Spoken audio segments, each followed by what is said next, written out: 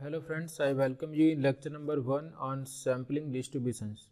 We are going to start this topic from today, and for this topic we will require the knowledge of normal distribution.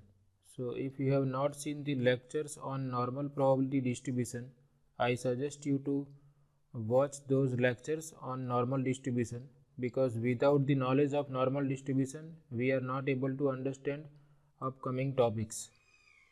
So first we will understand what is sampling distribution, and then we will proceed further. Now before understanding sampling distributions, we recall these two terms which we had discussed earlier. We have discussed about population and sample. So as we know, if we are considering some study, then if we consider the set of all observations under study, then that set is called population, and sample is the subset of population taken randomly.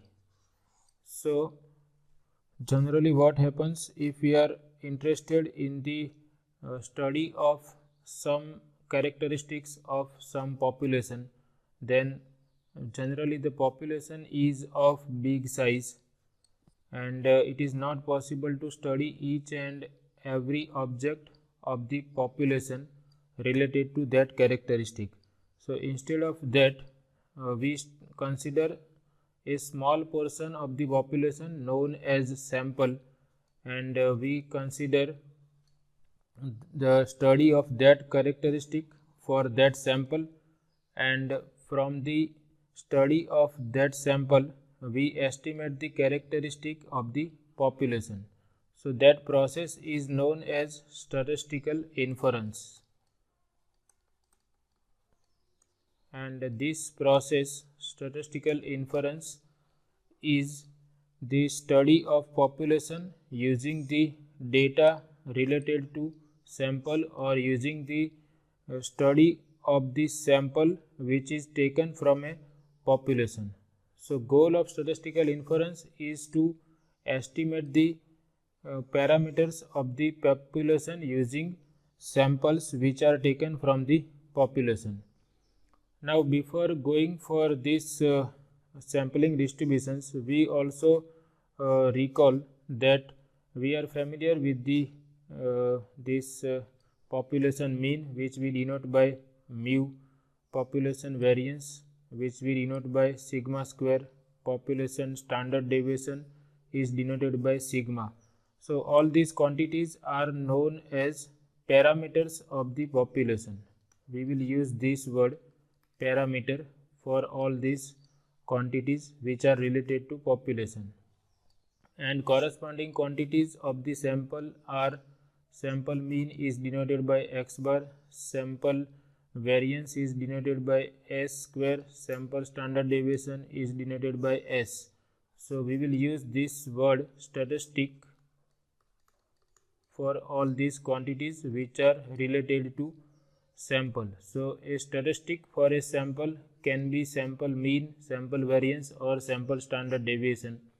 And similarly, parameters for a population can be population mean, population variance, population standard deviation, and we will study population proportion also in future.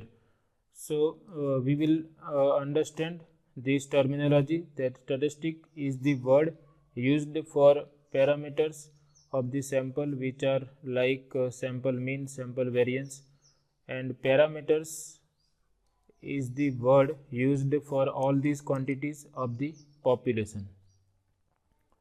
Now we are familiar with normal distribution, that if x is a normal random variable with mean mu and variance sigma square, then z equal to x minus mu divided by standard deviation is a standard normal random variable, and we can calculate probabilities related to x by standardizing it using this transformation and using the normal probability table. So we are familiar with all these things. Now we understand what is meaning of sampling distribution. So suppose we are interested in the study of some population, and for that, if it is not possible to study each and every object in the population, so what we are doing is we are considering a sample from the population. Suppose we are interested in the estimation of population mean, then it is not possible to find out all the observations, or it is not comfortable that we find out each and every observation in the population. We take their sum and divide by total number of elements in the population. So we will consider a sample from the population and we will compute mean of that sample. And suppose sample is of size n, there are n objects in the sample. So for that sample we compute its mean, that we denote by x bar. Now whatever mean we will calculate from x bar, it is not necessary that x bar will be nearly equal to this population mean. Suppose we consider another sample, suppose this is sample 1, and if we take another sample of same size from the population, then that sample may have different sample mean. Suppose this sample mean we denote by x1 bar for sample 1, and suppose we consider notation x2 bar for sample 2, then it is not necessary that x2 bar will also be nearly equal to population mean, and it is also not necessary that these two will be same. So in this way, if we are drawing sample after sample from the same population and samples of same size n, then for each sample we will get sample mean. So in this way we are constructing a new random variable. We can see these samples which are taken from population are having different sample means. So we can consider a new random variable denoted by capital X bar. Capital X bar can be considered as a random variable which takes different values x1 bar, x2 bar, and suppose we consider m samples, then xm bar.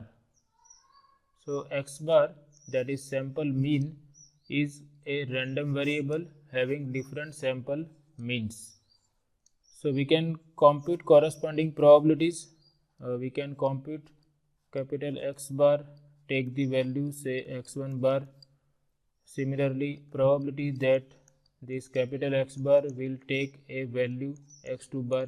So in this way we obtain the probability distribution of this new random variable x bar, which is a sample mean. So this probability distribution of a random variable x bar is known as sampling distribution of x bar. Sampling distribution of x bar, which is nothing but sample mean. So this is the meaning of sampling distribution of a sample mean. Now instead of x bar we can have another variable also. Suppose we have variance, then we will have sampling distribution of sample variance. So in this way, for each statistic we can have this sampling distribution of that statistic. So this is meaning of sampling distribution. Recently we are going to discuss sampling distribution of sample mean, then we will proceed for sampling distribution of other statistics like variance and standard deviation. So probability distribution of a statistic is known as sampling distribution of that statistic. If our statistic is sample mean, then probability distribution of sample mean is nothing but sampling distribution of the sample mean. Now once we know that x bar is a random variable, suppose sample mean x bar is a random variable, then we will have sampling distribution of x bar. Now suppose we are interested in the mean of this sampling distribution.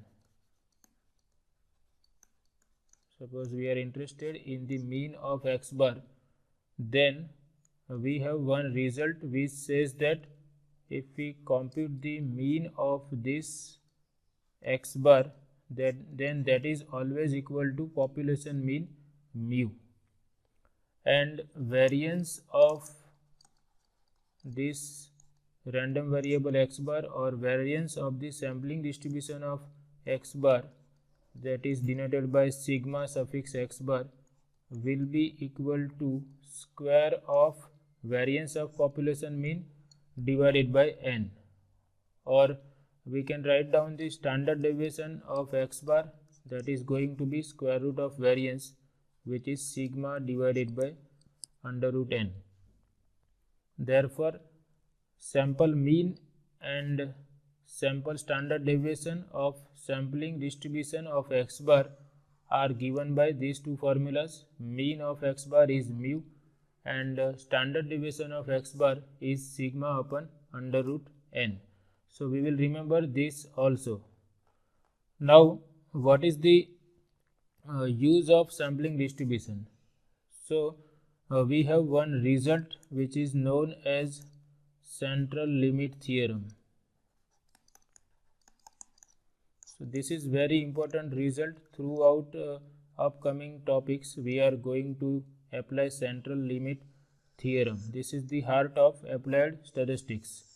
So Central Limit Theorem says that suppose we have a population with mean mu and variance sigma square or standard deviation sigma, and if we consider a sampling distribution of x bar, or if we consider x bar as a random variable which we obtain by drawing a sample of size n from the given population. So x bar is a random variable which we have constructed by drawing a sample of size n from the given population whose mean is mu and variance is sigma square. Now suppose we consider this new random variable which we denote by capital Z, and we define this new random variable by x bar minus mean of x bar divided by standard deviation of x bar. Now we have discussed that mean of x bar is population mean and standard deviation of x bar is sigma divided by square root of n.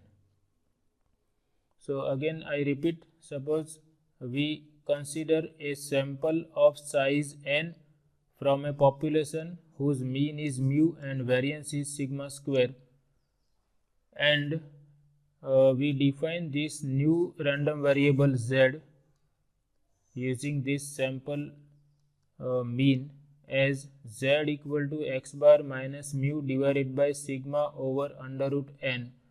Then Central Limit Theorem says that for samples of size 30 or more, if sample size is 30 or more, then this random variable z is approximately normal. So that is the power of Central Limit Theorem. If we have a sample mean x bar and population mean is mu, variance is sigma square, and if we consider this random variable capital Z defined as x bar minus mu divided by sigma upon under root n, then this random variable Z is approximately normal. So this is very helpful result. Using this result we can compute the probabilities related to this random variable x bar. We can compute this type of probability that sample mean will lies between A and B, or probability that x bar is less than B, or probability that x bar is greater than B. So central limit theorem is helpful in deciding the probability statements related to this sampling distribution of sample mean.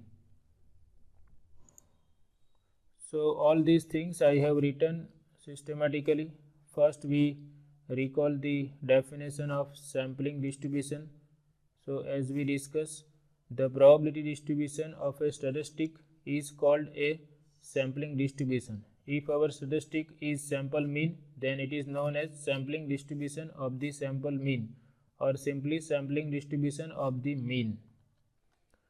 And once we have sampling distribution, we are interested in the mean and standard deviation of that sampling distribution. So we have this result: if a random sample of size n is taken from a population having the mean mu and standard deviation sigma, then this capital X bar is a random variable with mean mu x bar equal to mu, which is equal to population mean. Now if our sample is taken from infinite population, then standard deviation of sample mean is given by sigma over square root of n. But if our population is finite, suppose size of population is capital N, then standard deviation of x bar is given by sigma divided by square root of n times square root of capital N minus small n divided by capital N minus 1. But generally we are considering infinite population, so we will use these two things. Mu x bar is mu and standard deviation of x bar is sigma over under root n. So these are the mean and standard deviation of the sampling distribution of the sample mean. After that we have discussed central limit theorem. If x bar is the mean of a random sample of size n taken from a population having the mean mu and finite standard deviation sigma, then capital Z equal to x bar minus mu divided by sigma over under root n is a random variable whose distribution function approaches that of the standard normal distribution as n tends to infinity. That means if we have large sample size, so generally the value of n, which is 30 or more, can be considered as the sample size required for this theorem. Some books are going up to 25 also, so that is also valid. We can consider sample size 30 or more or 25 or more. So central limit theorem says that for samples of size 30 or more, the sample mean x bar is approximately normally distributed with mean mu x bar equal to mu and sigma x bar equal to sigma over under root n, where n is the sample size.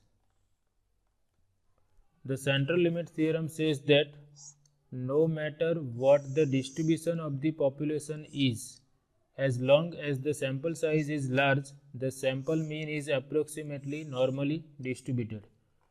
In central limit theorem, we are not having any information about the original population. Suppose x is the random variable which is related to the population. Suppose x is the random variable with mean mu and variance sigma square, which are related to the given population. Then we don't have any information about this random variable x, whether it is normal or binomial. So we don't have any information about the probability distribution of the population. So central limit theorem says that whether we know or we don't know, if we don't have any information about the probability distribution of given population, but if sample size is large, that is 30 or more, then we are sure that sampling distribution of x bar is always normal. So that is what this remark says. The central limit theorem says that no matter what the distribution of the population is, as long as the sample size is large, the sample mean is approximately normally distributed. So using this fact, we can find out the probabilities related to this random variable x bar. We cannot find out the probabilities related to original variable x because we don't know what is the distribution of original variable x. But central limit theorem says that this x bar is approximately normally distributed. So using central limit theorem, we can find out the probabilities of this type that we will see in the next lecture. The importance of central limit theorem is that it allows us to make probability statements about this sample mean. That is what I discussed. We can find out this type of probabilities using central limit theorem. Now suppose our sample size is not satisfying the criteria of central limit theorem, which we have considered as n is greater than or equal to 30. So suppose sample size is less than 30, then in that case we cannot apply central limit theorem. But if the random samples come from a normal distribution, that is, if the original distribution is normal, then the sampling distribution of the mean is normal regardless of the size of the sample. So if original distribution, or if we consider a population which is having normal distribution, then don't worry about the sample size, whether it is less than 30 or greater than 30. If the population from which we are considering a sample is normal, then sampling distribution of the mean is also normal. So we will remember these two remarks, that in central limit theorem, if we don't have any information about the population, but if sample size is large, then sampling distribution of x bar will be normal. But if sample size is not greater than 30, but if the original distribution is normal, then sampling distribution of x bar is also normal regardless of the size of the sample. So this is all about this session. We will remember all these things. We will remember these two formulas. Mean of x bar is mu. Standard deviation of x bar is sigma over under root n. And we will remember this central limit theorem, which says that for samples of size 30 or more, the sample mean x bar is approximately normally distributed. That is, this random variable z equal to x bar minus mu divided by sigma by root n is a normal random variable. So in the next lecture, we will discuss problems related to central limit theorem. This is all about this session. I hope you like it. Thank you.